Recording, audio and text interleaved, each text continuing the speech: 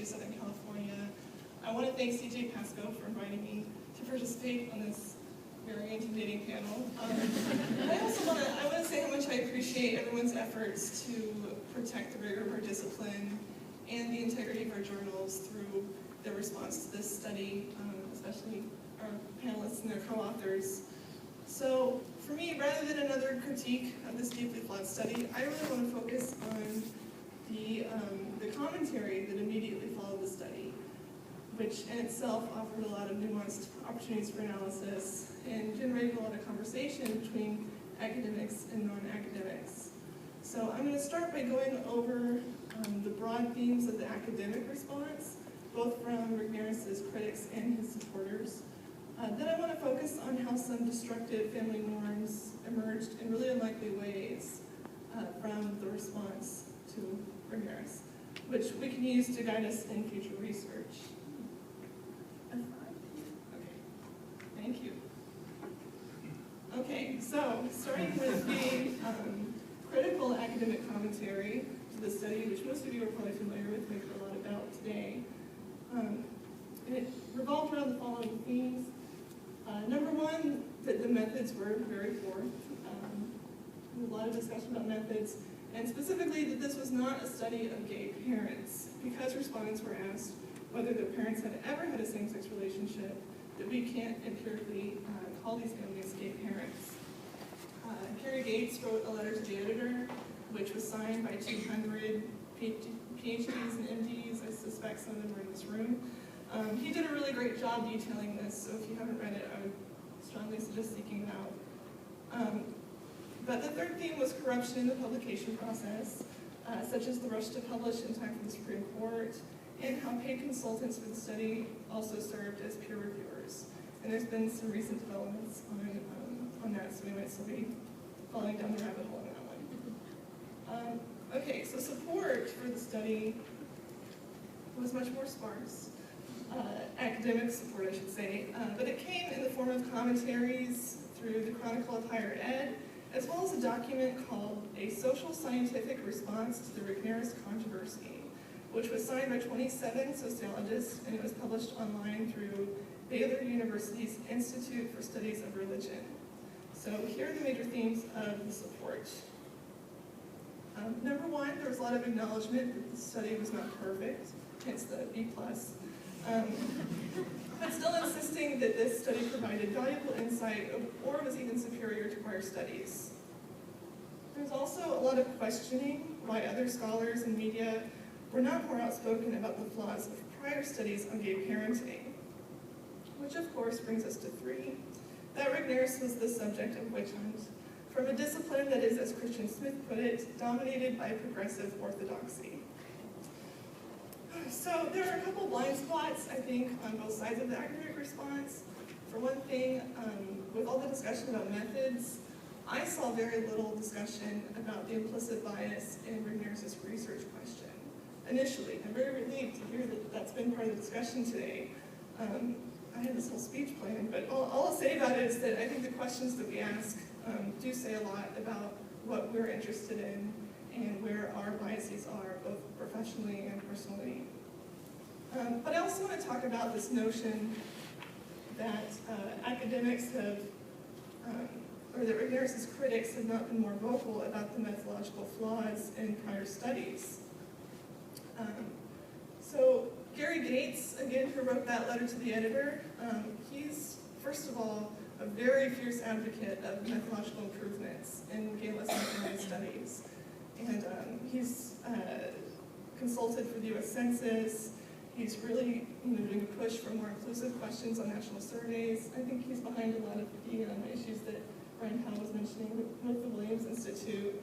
And so yeah, I think that there has been some discussion of problems in prior studies, but I also agree that it's very important for us as a discipline to be aware of the problems in previous research. And I'm specifically referring to the problem that the vast majority of what we know about LGBT families is based on disproportionately white, highly educated, affluent two-parent families. So the difference is that that I believe the existing literature is adequate in answering this research question about the outcomes of gay parents, children of gay parents. But I think for those of us interested in social justice, I'm concerned about the impact that these studies have on LGBT families more broadly, because more diverse LGBT families have really been left without a voice for the most part. And I think the best demonstration of what's problematic about our current body of literature on LGBT families really came from the progressive, non-academic response. So I'm going to play this clip from The Daily Show, which mentions Regnerus, kind of. And I want to see if you can spot the family norms that are being reified here. Let's see.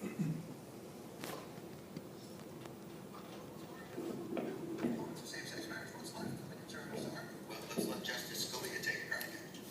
If you redefine marriage to include same-sex couples, you must permit adoption by same-sex couples.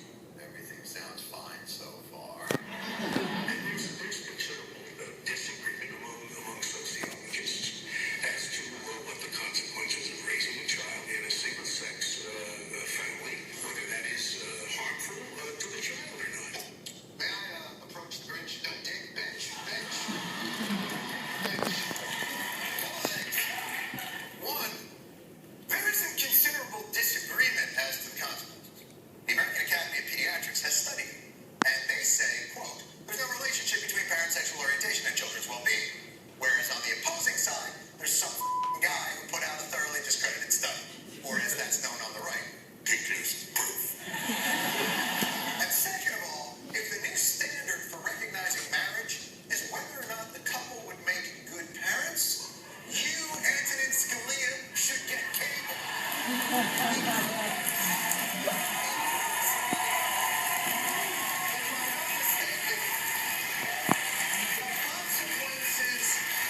The consequences of heterosexual child rearing are pretty severe. So this is a just basic point that I think most of us agree with, which is that policy decisions should not be based on these family structure outcomes research. But I have a problem with the fact that to make this point, he really reinforces hierarchies between other family forms.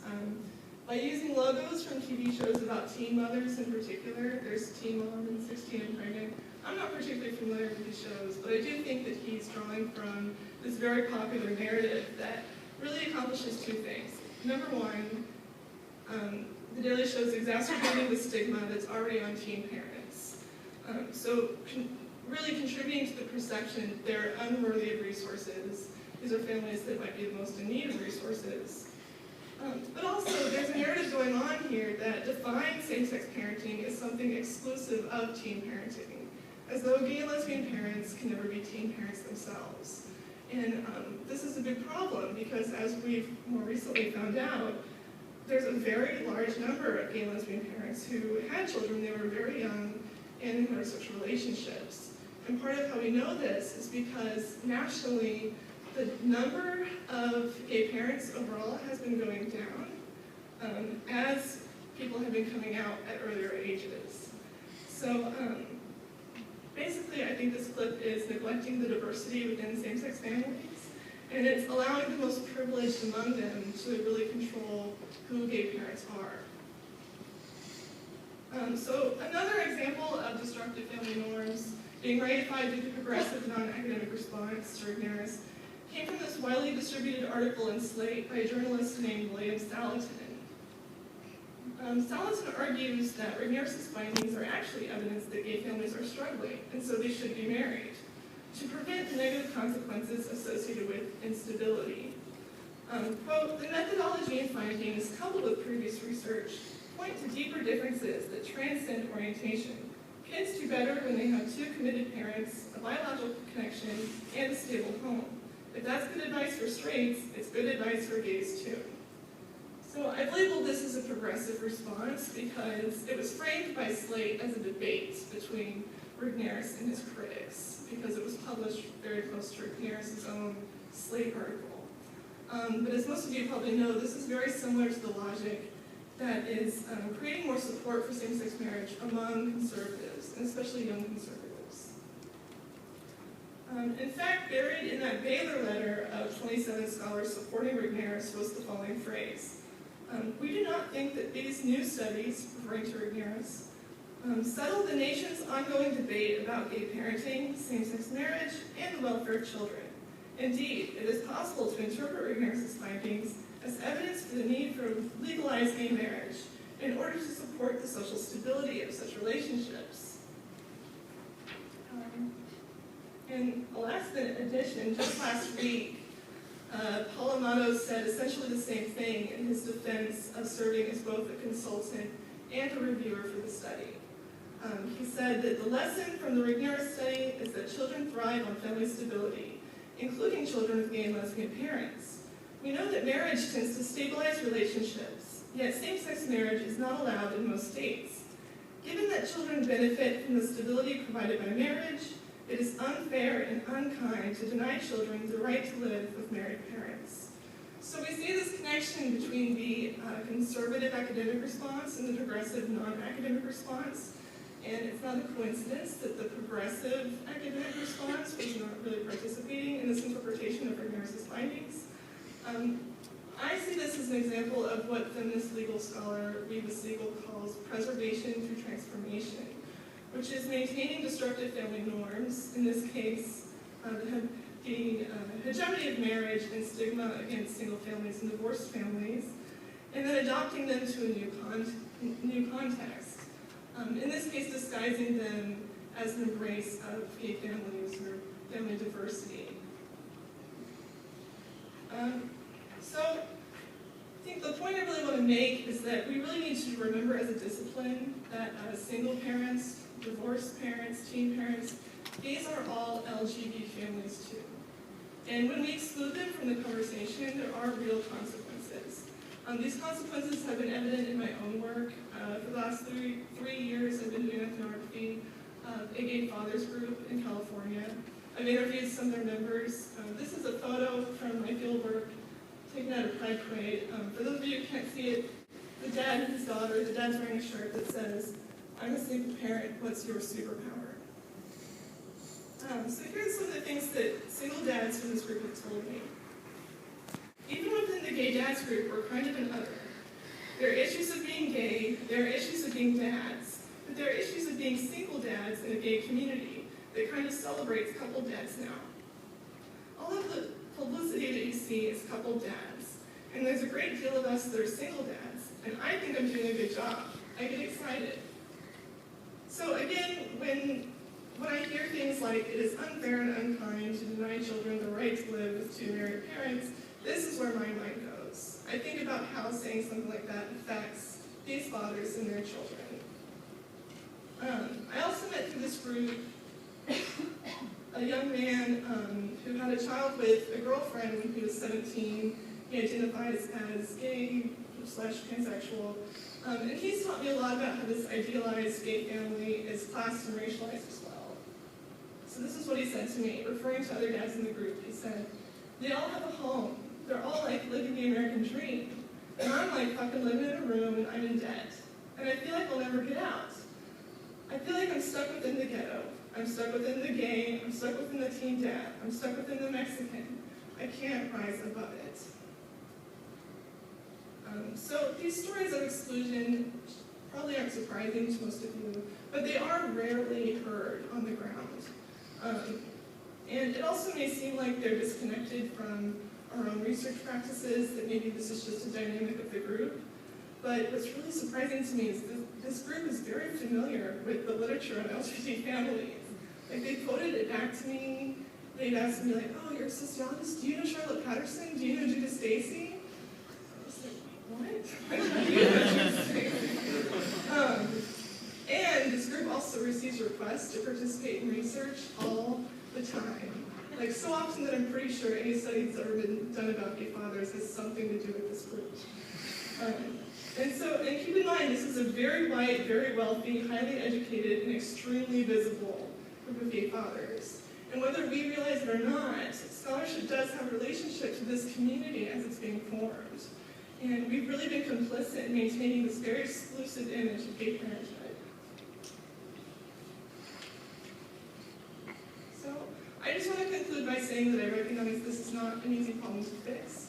We can talk about maybe ideas to fix it later. And there are people smarter than me already doing great work to address it.